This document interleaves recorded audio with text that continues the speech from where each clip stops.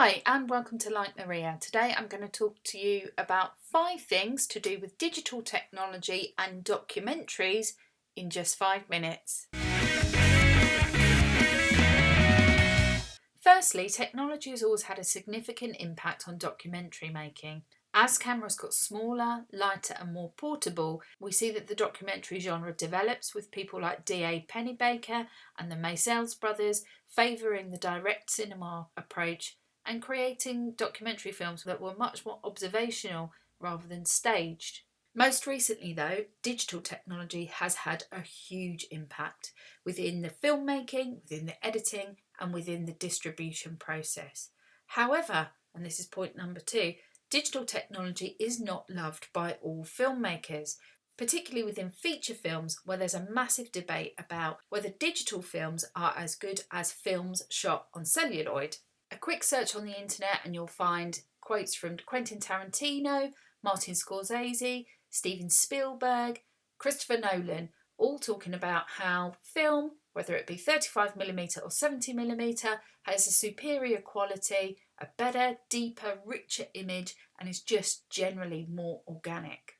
However, this debate is not really that relevant to documentary making. We're not being absorbed by the richness of the image or the depth of the shadows. What we're interested in is the story being told, the issue that's being discussed, the action we might take after watching the documentary. And because it's easier, cheaper and quicker to shoot on digital, we might find that we get a wider range of stories. We might hear the voices from underrepresented groups who for the first time are being able to tell their story on screen.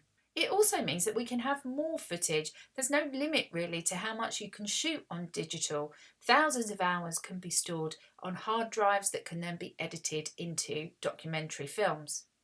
In theory, anyone can shoot a documentary, anyone who's got the right technology, and these days most of us have on our smartphones.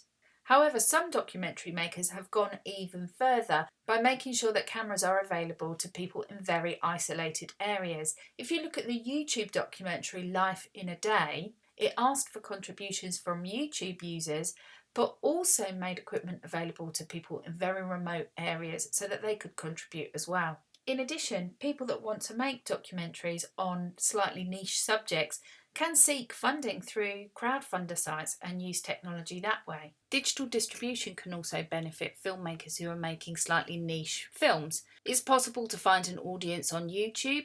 The popularity of documentaries has grown because of streaming sites, and actually it's much cheaper to show your film in cinemas if you're not having to make lots and lots of copies of your film, but it can be downloaded by the cinemas themselves. So we could argue that digital technology gives us a wider range of real stories. Using digital also means that we can access stories about difficult subjects.